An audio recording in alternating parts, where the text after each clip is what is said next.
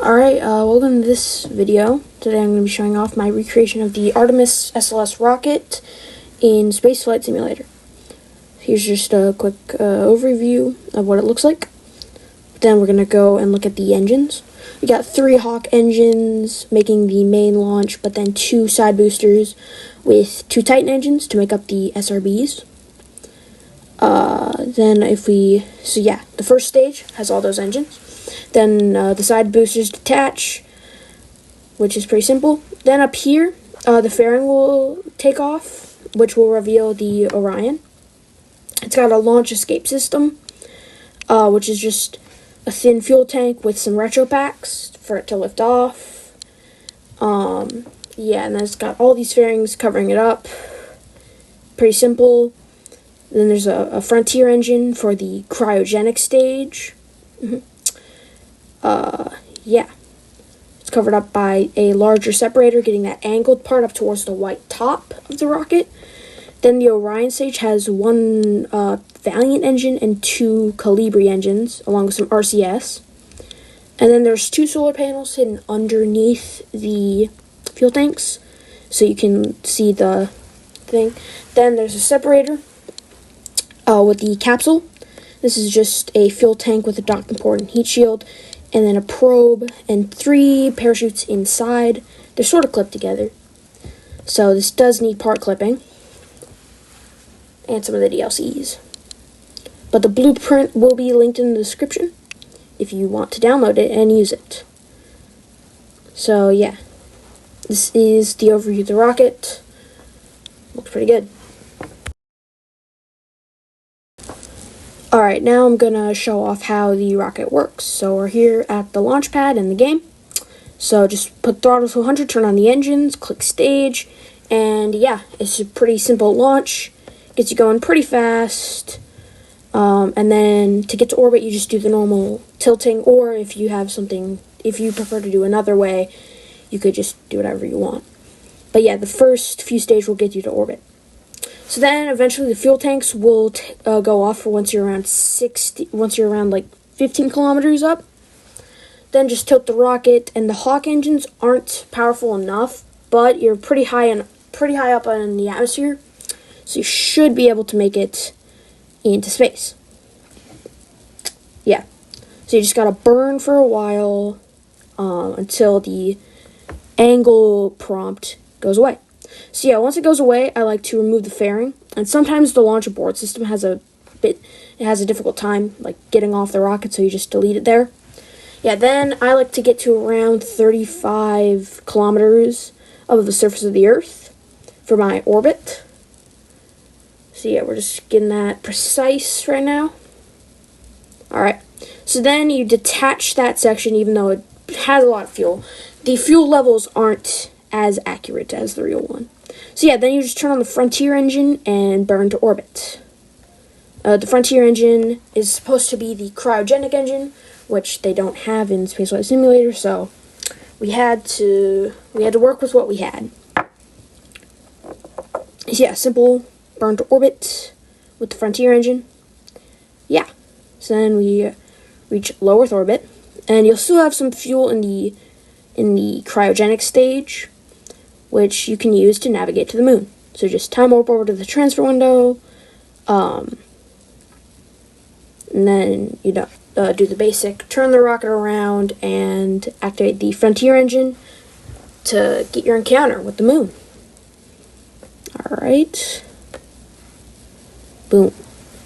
So the Frontier engine is pretty efficient, so you'll get most of the way through the transfer, but eventually it will run out of fuel, and that's when you get the Orion, which has the 3 engines, and it's pretty efficient.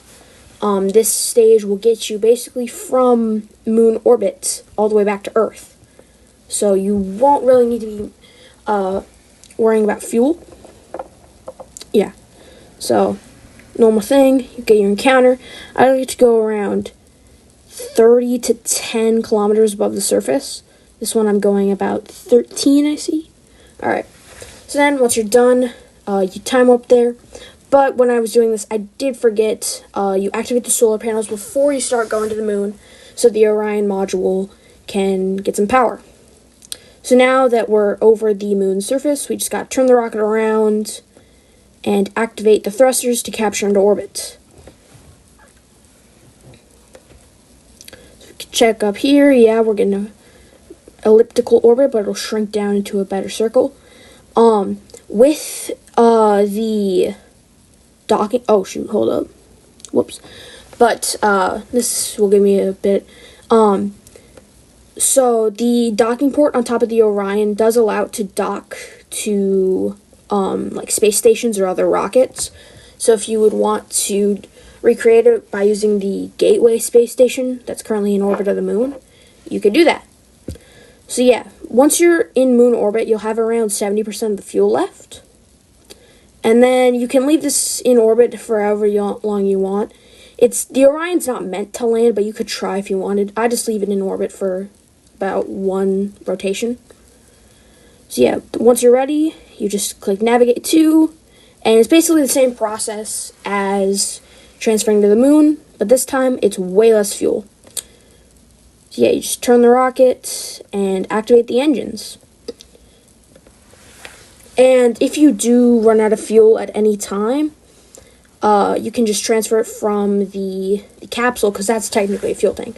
Yeah, then just line up your trajectory. I like to go around 35 to 40 kilometers above the surface. But yeah, once you get there, just turn it again, and this time you can do a couple things. You can try to capture into orbit, or you could just go directly down to the surface. In this one, I am capturing into orbit, and then I think I'll drop from orbit back to the Earth. So yeah. It does take a while because these engines aren't the most powerful, but they are fuel efficient, so that's pretty good. Alright. So yeah, we have now descended into low Earth orbit. So this one, I didn't get a perfect orbit, so I'm just teleporting to the top. Or not teleporting, time warping. Turn the rocket around. And then engaging the engines. And that'll get my trajectory to go back to prepare to re-enter Earth. So yeah, time warp down there. This is if you want to do any slowing down maneuvers. Right now I'm just trying to get a bit of a straighter re-entry, because this actually, I believe in the recording, was like my 3rd or 4th attempt.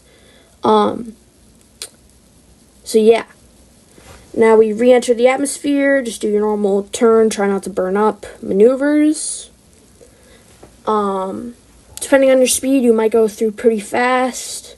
Just remember, try to not get a super curved one, because that increases, or a curved trajectory, because that increases your likelihood to be obliterated.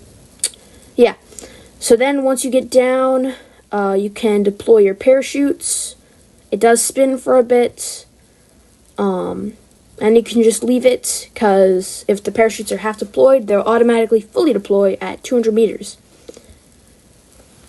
Yeah, so we're now basically descending to the Earth's surface. We did get some burn marks on the fuel tanks. Alright.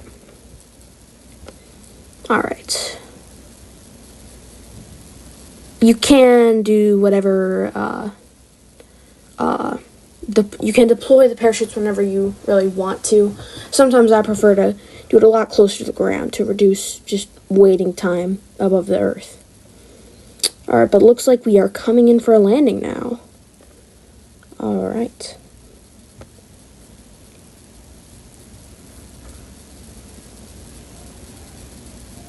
Okay. So, we have now done a successful landing on... So it's successful. Yeah, there's the achievements. Anyways, thank you guys for watching. Link in the description for the blueprint. Bye!